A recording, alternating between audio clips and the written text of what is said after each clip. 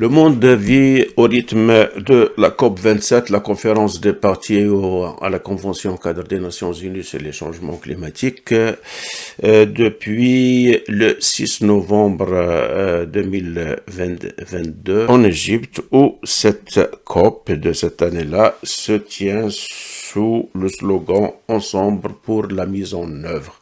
La mise en œuvre de quoi, bien sûr? C'est une nouvelle promesse pour réaliser les promesses qui ont été déjà faites lors des autres conférences des parties, notamment celle de Glasgow l'année dernière. On peut remonter jusqu'à la COP 21, celle de Paris.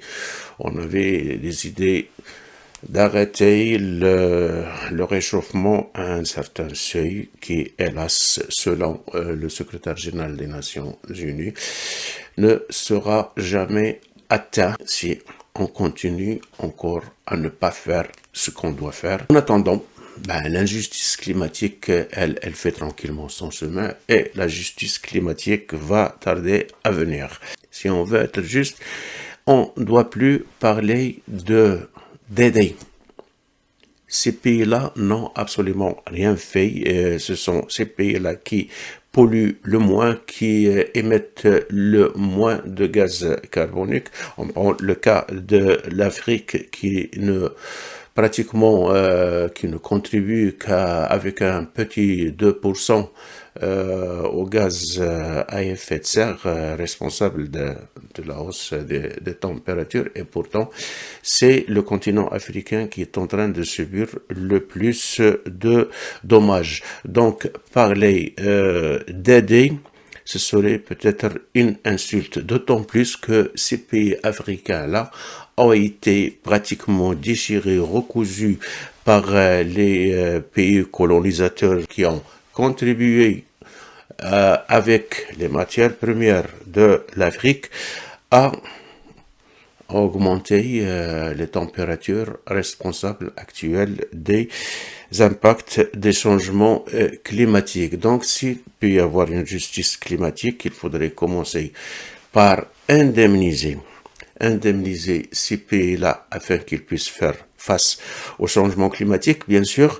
et peut-être pour mieux aller dans la justice, c'est de réviser les accords d'indépendance qui privent ces pays-là de leurs propres ressources en quelque sorte et qui les privent de se développer d'une part, d'autre part qui leur imposent certains régimes, certains dirigeants qui ne font finalement que défendre les intérêts de l'ancien colonisateur.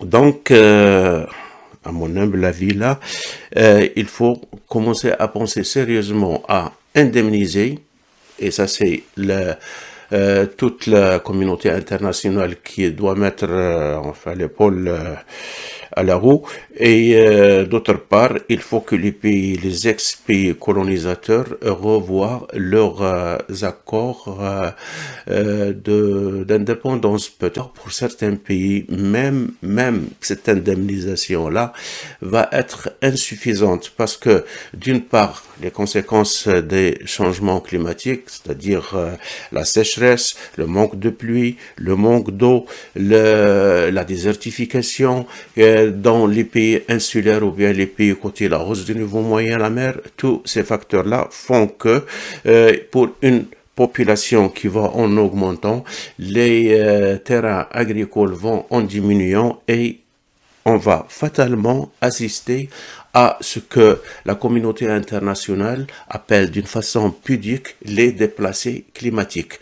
Alors là également, et dans le cadre d'une vraie justice climatique, on doit arrêter d'appeler ces noms. Ces gens-là, des déplacés climatiques ou même des migrants économiques. Ces gens-là doivent avoir un statut de réfugié climatique. Si on veut encore mieux aller dans cette justice climatique-là, la Convention cadre des Nations Unies sur les changements climatiques doit ajouter un protocole où elle devrait prévoir la création d'une agence de placement de ces réfugiés climatiques dans les pays qui ont le plus besoin d'immigrer. Et ce, en fonction, bien sûr, des qualifications des immigrants, mais aussi des besoins de ces pays-là qui ont et qui vivent et dont l'avenir dépend de l'immigration. Là, ils vont faire d'une pierre deux coups, être justes et pouvoir également se débarrasser d'une certaine dette qu'ils ont envers ces gens-là, parce que c'est en se développant qu'ils ont réduit ces gens-là à la pauvreté pour les réduire par la suite à laisser derrière eux leur pays. Un volet qui a retenu l'attention pendant cette COP27, c'est celui des énergies propres, dites les énergies vertes. Il paraît que les politiciens ont fait des miracles en réalisant et en signant beaucoup de contrats et beaucoup d'accords pour produire ces énergies vertes. Et c'est tout à fait normal de la part des politiciens, eux qui font de la politique de l'intérêt et non pas la politique du cœur. Or, nous avons parlé tout à l'heure des réfugiés climatiques, nous avons parlé des pays qui sont et qui seront victimes de ces changements climatiques-là et qui n'ont rien fait pour provoquer ces changements climatiques-là. Pour pouvoir résoudre ces problèmes-là, il faut avoir beaucoup de cœur. Les politiciens, ils ont des agendas.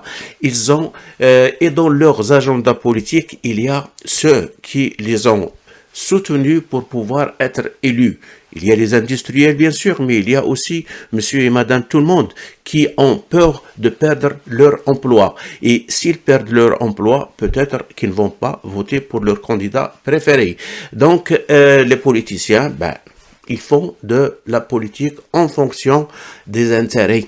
Des intérêts, peut-être leurs propres intérêts, bien sûr, mais aussi des intérêts de leur pays.